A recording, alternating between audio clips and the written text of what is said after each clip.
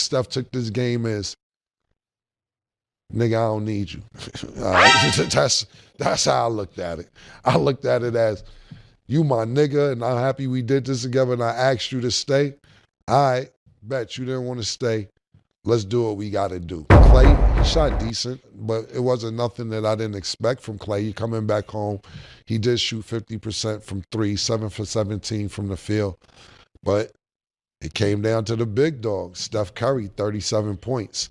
Not only 37 points, a game-clinching three at the end. And when you know he do this shit with like 20 seconds left, nighty-night, nigga. He hit y'all with the nighty-night three-point clutch three-pointer with about 20 seconds left. Went to the other end of the court and started doing all this shit in the camera. My house, Golden State, that's me, my house. Screaming, going crazy, like very uncharacteristic for Steph Curry. But it meant, to me, that's when I looked at it, he was like, don't think, him, he cool, but you know who got us where we needed to be all them years. And that's what I got from this game when it came down to Steph Curry, especially having almost 40 points, hitting the clutch three, going to yell in the camera, going to the audience, pulling on his jersey, so on and so forth. Great comeback for Klay. Better game for Steph Curry. What does this mean though for Kyrie?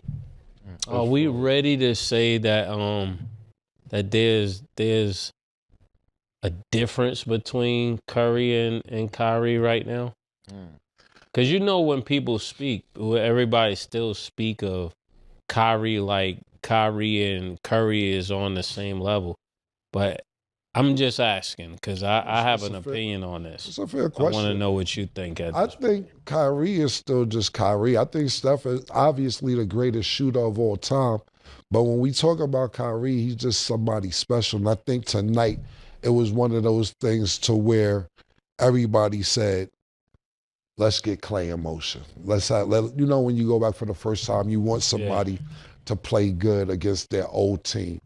So you think Kyrie could have got his 40? He just had 43 the other night against Denver. Last game he had 43. That's what I'm saying. Like, Kyrie just is coming off a 43-point game. Was it 43 or 47? 43, I think. 43. Yeah, he just came off 43. I think this game was more about, all right, Klay, we want you to do good. This is your homecoming. We know that what you went through, the turmoil. And that's what I think tonight's game was about. As far as him and Steph, still debatable for me. It's been debatable for years. If we're talking about who shoots better, Steph shoots better. You talking about who has more championships? Steph has more championships. If we talking about who dribbles better, we talking about Kyrie. If we talking about who could get to the basket and jelly and all that, we're talking about Kyrie. The question is, who would you rather have? If you're going to ask me who I'd rather have, Murder, I'm going to always say 3 points is more than 2 points. So I'm taking Steph. That's what I was getting. As much as I love Kyrie, and that's my brother, but 3 points is always more than 2 points. Okay. And I'm assuming you agree with that standpoint. Yeah, that's a title town answer. Fair. Kyrie doesn't been in title town. He just don't have as many titles as Steph, but he actually put Steph in them away. And what happened in next year is we thought that we was going to see a great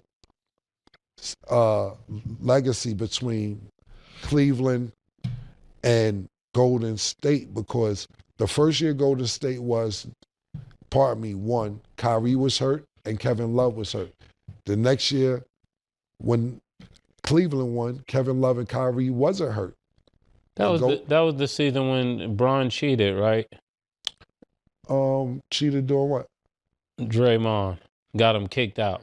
Yeah. Oh yeah, I don't count that. I don't count that. Right, but it's 1-1. But then what happens is Golden State gets Kevin Durant, and the season's going for everybody. Yeah, niggas cheating. That's